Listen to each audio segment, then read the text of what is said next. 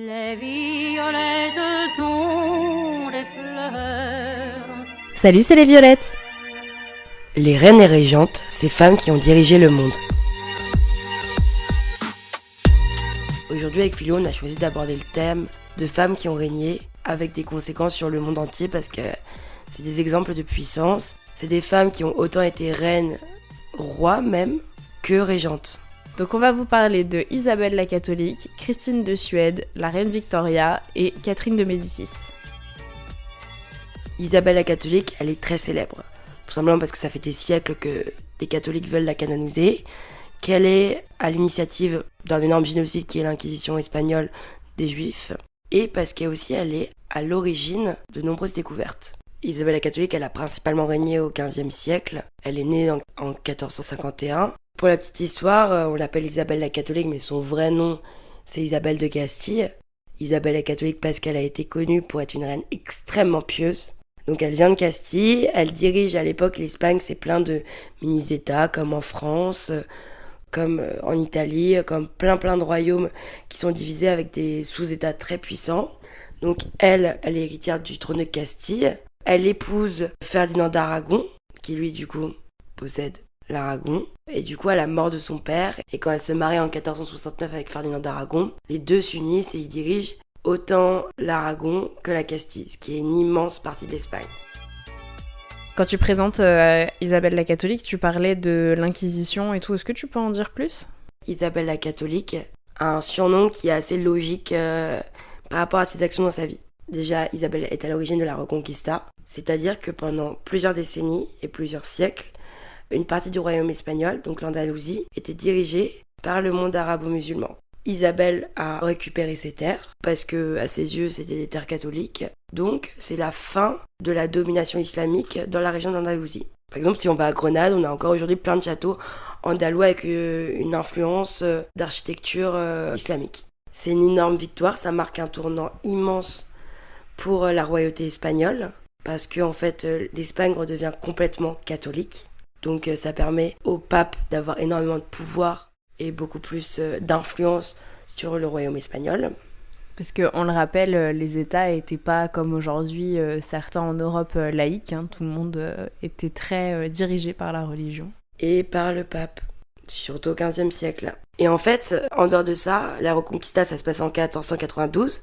Et la même année, la fameuse année 1492 qu'on a tous appris à l'école, la découverte de l'Amérique, enfin de l'Amérique du Sud et centrale. C'est Isabelle la catholique qui va financer les expéditions de Christophe Colomb, qui va financer les expéditions de Vasco de Gama. Donc elle est plus ou moins à l'origine de découverte de l'Amérique. Bon, toujours dans un but de convertir tout le monde au catholicisme. Le but c'est vraiment, on arrive sur une île, il y a déjà des peuples qui ont des civilisations qui datent de millénaires, et elle arrive et elle est en mode non, tout le monde devient catho, c'est mort. Et elle commence du coup en 1492 avec ça. Et en fait, quand elle fait la Reconquista ou quand elle est à l'origine d'expéditions en Amérique pour convertir tous les peuples dits, entre guillemets bien sûr, indigènes, ce qu'elle avait déjà commencé avant.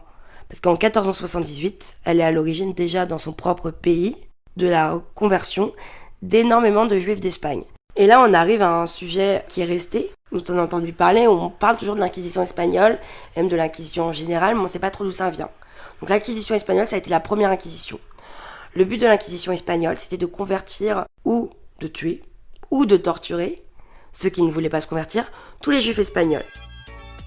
Beaucoup de juifs, en gros, pratiquent le judaïsme en Espagne, et Isabelle la catholique décide que c'est pas normal que tout le monde doit être catholique, donc il va y avoir pas mal de tortures, beaucoup de juifs vont partir en Grèce, dans les Balkans, en Turquie ou autres, en Tunisie, au Maroc. C'est pour ça qu'il y a beaucoup de juifs séfarades en Afrique du Nord et dans les Balkans. C'est des juifs qui ont fui en fait l'Espagne et qui ont souhaité survivre parce que en fait soit ils se convertissaient, soit ils mouraient. Mais du coup, pourquoi les gens ils veulent la canoniser ? Parce que canoniser, pour rappel, c'est rendre quelqu'un saint, pour pouvoir dire Saint Isabelle la catholique. Pourquoi les gens ils ont envie qu'elle ait ça ? Et parce qu'elle a joué un rôle très important dans la religion catholique en fait. Elle a converti énormément de peuples à travers le monde au catholicisme. Et du coup, on a juste l'image d'une reine hyper pieuse qui a fait beaucoup pour une religion. Et d'ailleurs, c'est important de dire, mais aujourd'hui, les juifs séfarades qui ont fui l'Espagne au XVe siècle ou qui ont perdu leur famille à cause d'Isabelle et de Ferdinand, peuvent demander la nationalité espagnole. On va se déplacer de l'Espagne vers l'Angleterre et on va vous parler de la reine Victoria.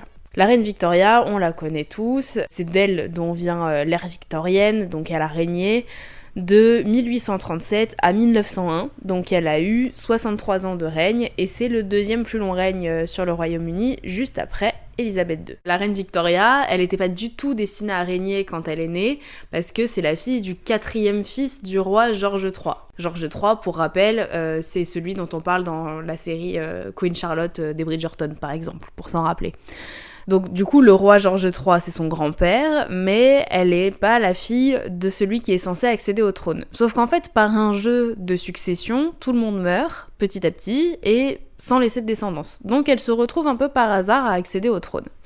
Sa mère, elle avait senti le truc venir à Victoria, et elle s'est dit, tiens, je vais briguer la régence, donc je vais rien lui apprendre. Elle la met dans une bulle où globalement Victoria, elle va pas être cultivée, on va pas lui apprendre le fonctionnement de l'État, ce genre de choses qui pourraient servir à une future reine quand même, parce que sa mère va avoir le rôle de reine. Finalement, pas de bol, le jour où elle accède au trône Victoria, elle a 18 ans. Du coup, elle peut régner, il n'y a pas de régence. Et c'était du coup le 20 juin 1837 qu'elle accède au trône. Et sa première décision, c'est de virer sa mère du pouvoir. Elle veut avoir le rôle principal dans son pays.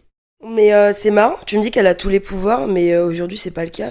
Charles actuellement, c'est séparé. Le roi n'a aucun regard sur les lois, c'est le Premier ministre qui dirige le pays. Oui, alors en fait à l'époque c'était un peu comme ça, mais c'était pas encore complètement écrit. En gros, il y avait bien un Premier ministre, d'ailleurs Victoria était très proche de son Premier ministre, mais elle participait beaucoup plus que les rois et les reines d'Angleterre aujourd'hui. Elle avait son mot à dire sur qui était Premier ministre, elle avait son mot à dire sur comment fonctionnait le pays. Vraiment, il y avait une collaboration entre la reine et le Premier ministre.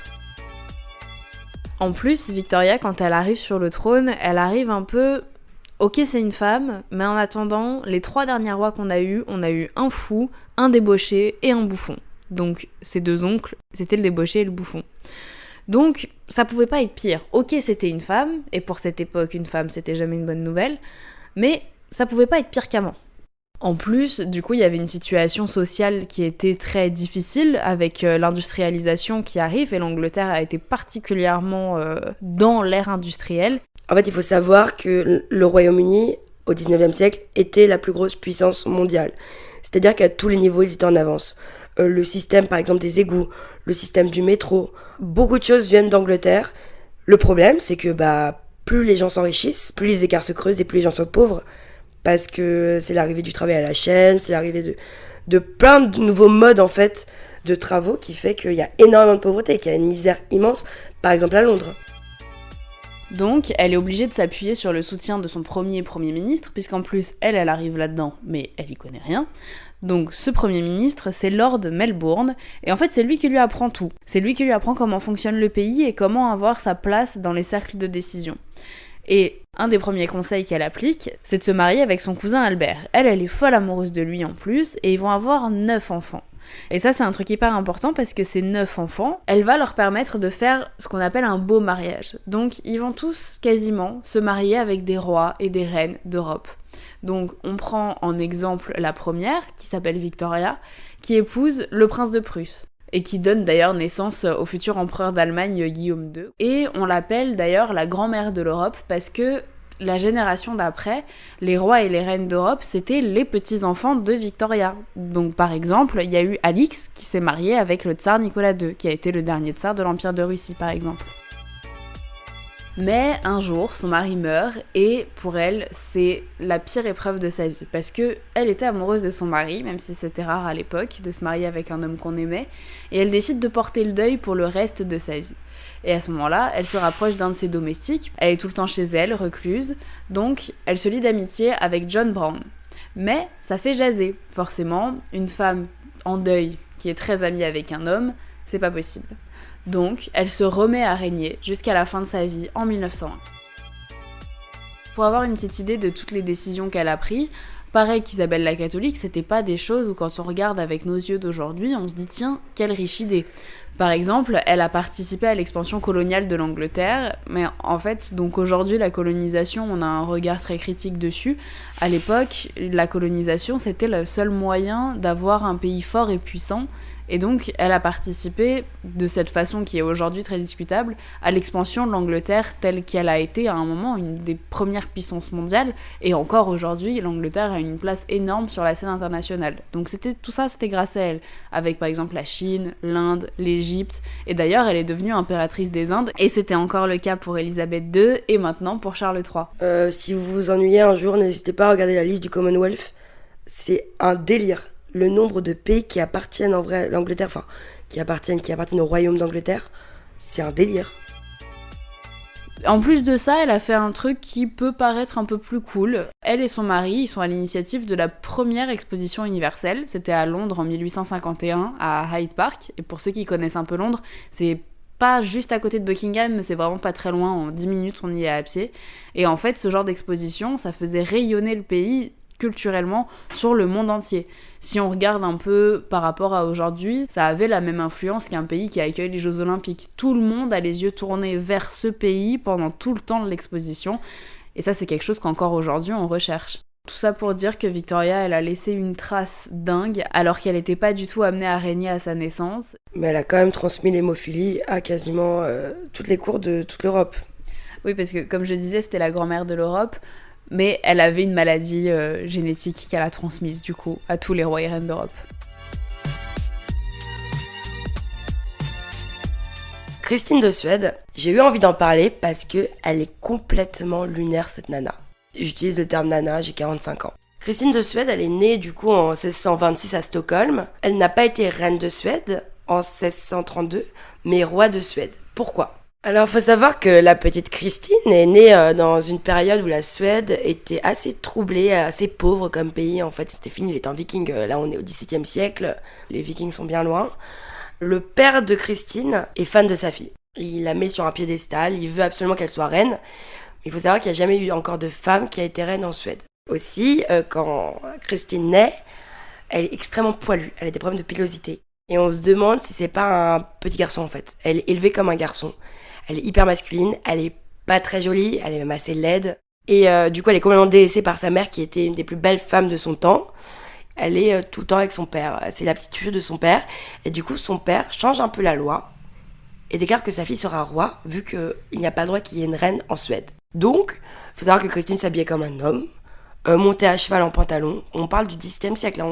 Elle est couronnée roi en 1650. Elle va régner pendant plusieurs années. Mais honnêtement, même si elle est brillante, qu'elle parle je sais pas combien de langues, qu'elle sait tout faire, qu'elle est hyper cultivée, elle c'est une artiste. C'est-à-dire que régner, ça lui importe pas trop quoi. Elle a plus envie d'aller se balader en Europe. Donc à un moment elle dit bon bah j'abdique. Donc elle laisse le pouvoir et elle laisse la Suède à son cousin Charles X. En fait il faut savoir que la Suède est un pays protestant. Christine décide de se convertir au catholicisme en 1654. Du coup, gros scandale. Et la même année, elle se dit « No way, j'arrête de régner, ça me saoule ». En échange du trône, elle prend énormément d'argent dans la caisse de Suède, qui n'est un pays pas du tout riche au XVIIe siècle. Donc elle se casse, du coup, à Rome, où elle va devenir pote avec les plus grands artistes du XVIIe siècle. C'est des vacances sympas. Ah oui, elle se fait kiffer. Et elle part à la cour du roi Louis XIV, où elle va vivre dans les arts. Elle est connue pour le mécénat. Et puis il faut savoir que c'était une énorme séductrice. Vu qu'elle était très masculine, dans sa tête elle était homme. Donc elle a eu énormément d'amantes femmes. Christine est encore très connue, c'est parce qu'elle a laissé un impact culturel immense aux différentes cours européennes. Elle a acheté beaucoup de tableaux. Elle a soutenu de nombreux artistes. Elle était très pote par exemple avec René Descartes, qu'elle a rencontré à la cour de Louis XIV. Elle a organisé des productions théâtrales, elle avait une passion pour la musique, c'est pour ça qu'elle était très proche de Louis XIV. Donc, elle a juste régné 4 ans en tant que roi. Elle a voulu à un moment retourner en Suède et reprendre le pouvoir. Bon, elle s'est clairement pas fait respecter, elle n'est pas du tout revenue, donc elle a laissé tomber. La dernière reine dont on va vous parler, c'est Catherine de Médicis, qui est une des figures les plus incontournables de la Renaissance. Elle est née en 1519 à Florence en Italie, et les Médicis, c'est une énorme famille hyper puissante et riche en Italie. Sauf que ses parents meurent quand elle est très jeune, et donc elle est élevée par son cousin, le pape Clément VII. Et là, on est dans une époque où la religion, ça a beaucoup d'importance, c'est un détail dont il faut se souvenir. Donc elle a grandi dans un milieu hyper riche et cultivé en Italie, donc elle est elle-même riche et cultivée. Ce qui va lui permettre de faire, elle aussi, un très beau mariage, puisque le roi de France a été attiré par la belle dot qu'elle pouvait avoir. Une dot, en gros, c'est quand une fille se mariait, sa famille donnait de l'argent au mari. Parce on prend une femme, on va pas en plus devoir lui payer trop de trucs, il fallait être payé pour se marier à l'époque. Donc François Ier est très attiré par cette forte richesse, donc il négocie le mariage avec son fils, qui lui est pas du tout destiné à régner puisque c'est le dernier. Donc c'est le duc Henri d'Orléans, et ils ont tous les deux 14 ans quand ils se marient. Puis ça tombe bien, la France a été en guerre avec l'Italie à ce moment-là, donc du coup ça règle le conflit. C'était un mariage bien pratique pour tout le monde. Sauf que eux, ils vont mettre 10 ans à faire des enfants. Donc finalement, ils vont avoir des enfants à 24 ans. Mais quand même, c'est long, 10 ans, pour pas avoir de descendance, surtout à cette époque-là. Donc en fait, ce qui s'est passé, c'est que François Ier est mort, mais ses deux premiers fils aussi. Donc c'est le duc d'Orléans qui accède au trône sous le nom de Henri II. Donc Catherine de Médicis devient reine, puisque c'est la femme du roi Henri II, mais il décède pas très longtemps après son arrivée sur le trône, donc c'est au tour de leur fils, François II, d'arriver sur le trône, mais il meurt 1 an plus tard. Donc c'est le second fils de Catherine qui va monter sur le trône, et il est mineur à l'époque, il a que 10 ans, et c'était Charles IX. Alors elle prend le rôle de régente, après avoir été reine. Et en fait, elle, c'était une grande défenseuse de la monarchie. Et même une fois que la régence s'est terminée, donc une fois que son fils était suffisamment vieux pour régner, elle continue à jouer un rôle hyper important. Par exemple, elle a participé vraiment activement à la lutte contre les protestants. Parce que déjà, son cousin, c'est le pape, donc elle est catholique. Et en plus, les protestants ne reconnaissent pas l'autorité du pape sur l'église. En plus, c'est la période des guerres de religion, donc il y a vraiment d'énormes problèmes entre les catholiques et les protestants. Parce qu'encore une fois, en dehors de la religion, il y a quand même ces instruments de pouvoir entre le pape qui a énormément de pouvoir, où les protestants veulent se détacher. Donc il faut savoir qu'entre 1562 et 1598, il y a 8 guerres de religion entre catholiques et protestants. Donc c'est vraiment le problème principal en France. Catherine qui est super catholique, d'ailleurs c'est marrant, ça me rappelle une autre reine dont on parlait tout à l'heure, Isabelle la catholique, qui a fait son inquisition. Catherine va y aller direct, il n'y a pas d'inquisition, c'est direct massacre, mais je crois que Philou en parlera mieux que moi. 10 ans après le début des guerres de religion, elle, effectivement, elle passe pas par l'Inquisition, elle décide de faire un massacre le jour de la Saint-Barthélemy, elle ordonne le massacre de milliers et de milliers de protestants. À ce moment-là, ça pose pas particulièrement de problème qu'on tue des gens, mais là, quand même, la population protestante, elle diminue drastiquement. Donc, à ce moment-là, on pense que les guerres sont réglées. Bien évidemment, elles ne le sont pas, mais sur le moment, c'était quand même un gros move pour les catholiques, et donc, pour elle, ça tombait très bien. Mais elle n'a pas fait que ça. Si on peut quand même avoir des points positifs dans ce qu'elle a fait dans son règne, c'était une femme très cultivée et elle a contribué à diffuser en France les mœurs et les goûts italiens. Donc par exemple, elle fait agrandir le Louvre, qui était le palais royal à l'époque. Elle fait construire le palais des Tuileries, donc quand même gros truc. Et en plus, elle fait venir de nombreux artistes à la cour de France, donc des artistes italiens, mais aussi des artistes français, comme Ronsard par exemple. Du coup, elle a quand même eu un règne, pareil, très discutable sur ses actions, mais à l'époque, en fait, un homme n'aurait pas fait mieux, quoi. En fait, c'est juste que c'est drôle de se rendre compte que c'est aussi ça le féminisme. C'est-à-dire que, en fait, des femmes peuvent être aussi atroces que des hommes, ou laisser une empreinte culturelle aussi importante que des hommes. C'est en fait se rendre compte que, y a pas de différence avec le genre ou le sexe, en fait. Donc, il n'y a pas eu beaucoup de reines. Mais je pense que celles qui ont été reines ont déjà régné très longtemps. Bon, Catherine de Médicis, elle est restée longtemps au pouvoir. Bon, après, elle était régente, mais elle est quand même restée assez longtemps. Victoria, n'en parlons pas. Bon, Christine de Suède, c'était un aparté parce qu'elle était un peu folle. C'est des reines qui ont régné longtemps et qui tenaient le pays d'une main de fer. Du coup, c'est pour ça qu'on a voulu en parler avec Philou et je trouve que c'est intéressant de remettre les choses à leur place, quoi. Voilà, cet épisode des Violettes est terminé. Si vous l'avez aimé, n'hésitez pas à nous laisser une note et un commentaire. Et pour en apprendre encore plus sur les femmes, l'histoire et les femmes dans l'histoire, rendez-vous sur notre Instagram et notre TikTok. C'est @lesviolettespodcast. À bientôt. Salut!